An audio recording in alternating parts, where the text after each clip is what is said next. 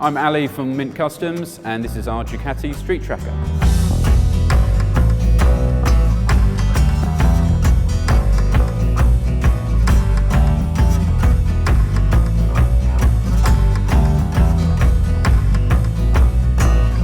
So I brought the Ducati down to Bike Shed to show off to you guys and to leave it here for a few weeks so everyone can see it in the flesh.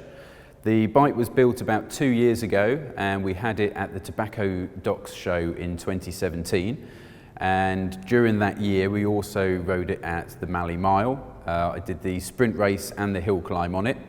Not with great success, but it wasn't really designed for riding off-road up a hill. There's lots of things to talk about with this bike, so let's take you around it. Okay, so I'll talk you through all the parts of this bike. We're going to start at the front and work our way back. Now, there's been a few adaptations with this bike. When I first built it, I had my number board for flat track racing from the DTRA, which looked really cool on the front of this bike. But since then, it has been used on the road and occasionally when we lose our daylight. So I decided to bring daylight back with an entire rack of lights on the front. So we've got a couple of floodlight bars, the big 12 at the top and the 6 at the bottom. This was actually started by being an attempt to see which one I would like, and I decided to leave them both on there. I had the twin spots originally. These are really cheap items and they're not that great and they don't illuminate that well, hence the add-on with the LEDs. But just below them we've got a mudguard. Not seen much of mudguards in the custom world these days. This mudguard is from RSR Moto, I think. It's a matte finish and I just love it. It's carbon fibre matte finish. It's for an Aprilia RSVR, as are my front forks. So the front end is RSVR Aprilia, Generation 1, so they're Öhlins. Strapped down the bottom there, we can see we've got the Maxxis shod KTM Supermoto rims, because I wanted spoke wheels for this and it was all about budget really. So I found these online on auction and got them for a good price, and then just had our machinist Craig make sure that they would fit the spindle and line up the brakes and everything else. So yeah, KTM wheels, so I got the spoke look. Maxxis Supermoto wets that give the tracker look. The rear tyre gives the tracker look much better, which you'll see shortly. So, coming further up to the top, I've got the Rentval fat bars, which just fill you with confidence. They're nice and solid. You know they're a brand you can really relate to for reliability and strength and everything, because I have been known to do a couple of wheelies every now and again. So I wanted some nice heavy-duty stunt bars on it. Top yoke, CNC yoke, that's a Ducati item, and I bought that just because it was in a bargain bin and it was too much of a bargain to miss up. I think I literally paid like £30 for it, and it looks much nicer than the original yoke from the old front end. Moto Gadget, little mini speedometer, and all of the idiot lights are built into that, so that works nicely. As we drop from the front end into this area here, the petrol tank is from a Ducati 1098 and the 848, they use the same tank. And there's a void here which needed filling, because that's where the ignition key would be on a 1098, and there's an infill that goes there, but it wouldn't match this frame. So I built a little dash, if you like, and then inlaid this. Now, don't film too close, Dan, because it was painted and it wasn't powder coated, and it's been on here for a couple of years through all sorts of weather, so it's one of the things I need to clean up. But this dash is fabulous. It's my on-off switch, so my kill switch, which is here. So literally flick that into the on position, my start button here, and then these two are my lights. So that's lights on standard, and then for the high beam. So that's nice and keeps the bars nice and clean. Talking about the bars, or referring back to the bars, I have changed my levers to Adeline master cylinders for both clutch and brake. I believe they might be Taiwan as opposed to China, but I've gone through a few different master cylinders over the years, and these are the closest thing to Brembos without the massive Brembo price tag. So, and they've worked really well, they're lovely, work really nice and look good.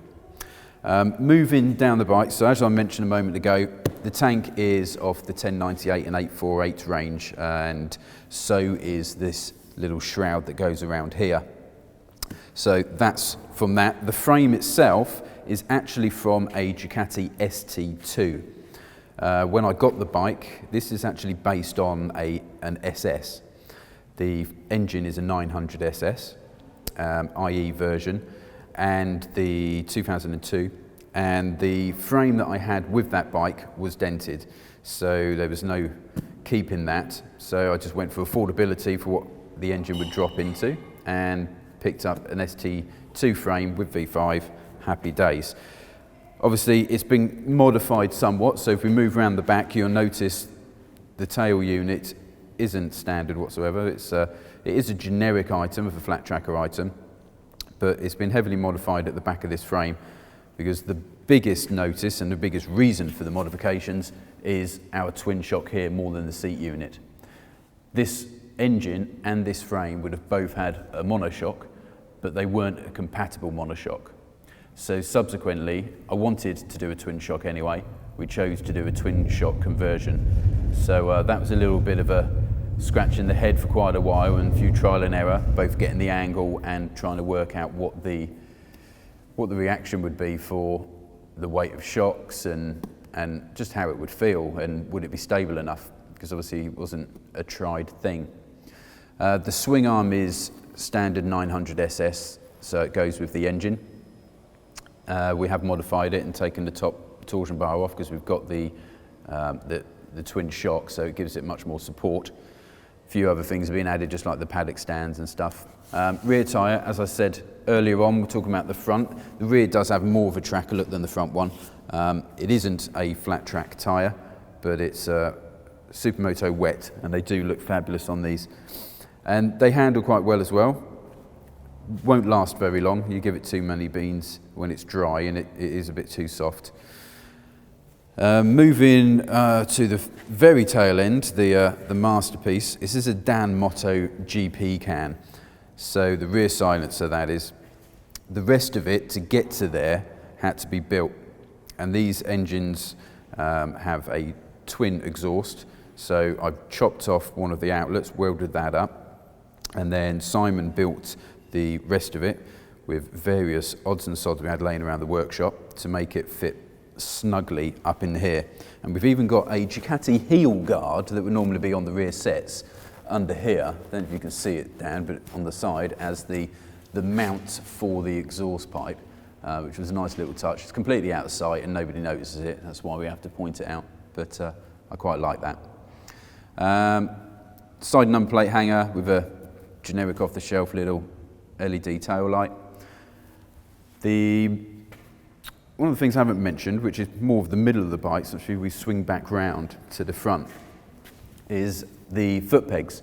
Now these are a nice aftermarket Enduro foot pegs. You've got a nice big slab to stand on, but the hangers are actually from an ST and 900 SS and so on, but they're rear hangers.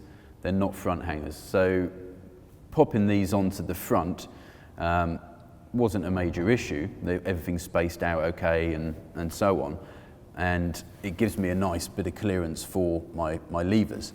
But over on the gear lever side, it does mean that the gear lever's not coming off of the actual rear sets.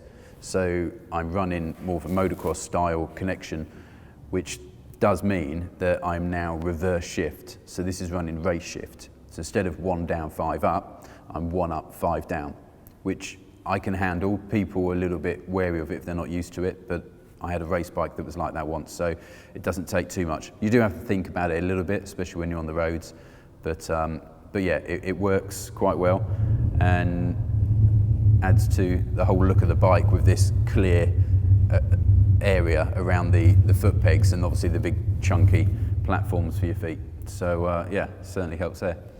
The engine's got a few carbon fibre covers, all off the shelf stuff, once again from RSR Moto, same as the front fender. So the belt covers here and here, front fender and sprocket cover. I think that's all I've got from them in carbon fibre. And I think we're getting quite close to emphasising everything on it. Obviously there's loads of little things, lots of little bespoke stuff that's been done to make it all actually come together, but those are like the key solid elements. It's hilarious fun to ride.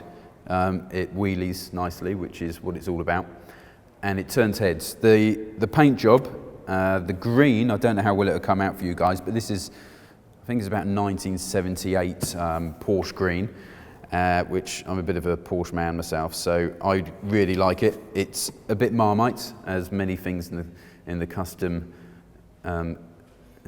platform are, but this was built for me, by me, and I had a render done of the bike beforehand and even told them the colours. And when he put the green on it, I said it's not quite the green I want, so we got it as close as we could before actually finding the real one in the flesh. So yeah, we've got an Old English white with the Porsche green on a gloss white frame.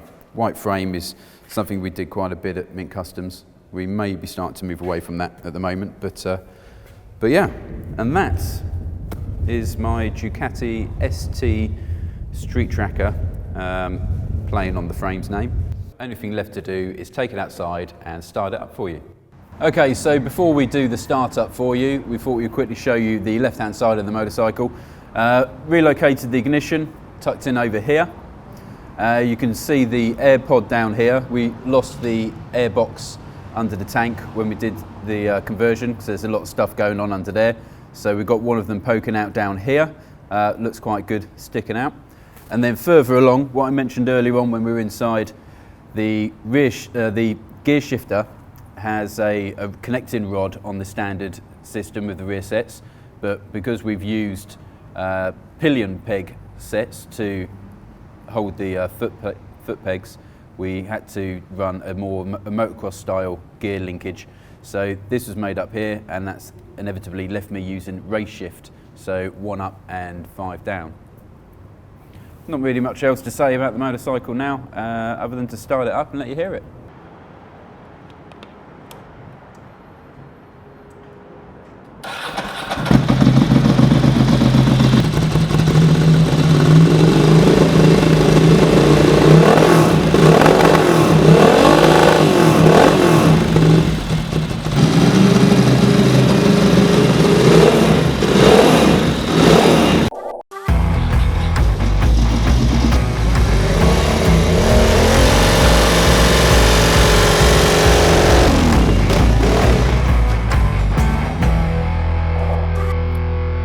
So we brought down the Ducati Street Tracker to Bike Shed to show off as a train, and I didn't like the way I said that in the first place, so you're going to have to cut that out, I'm afraid.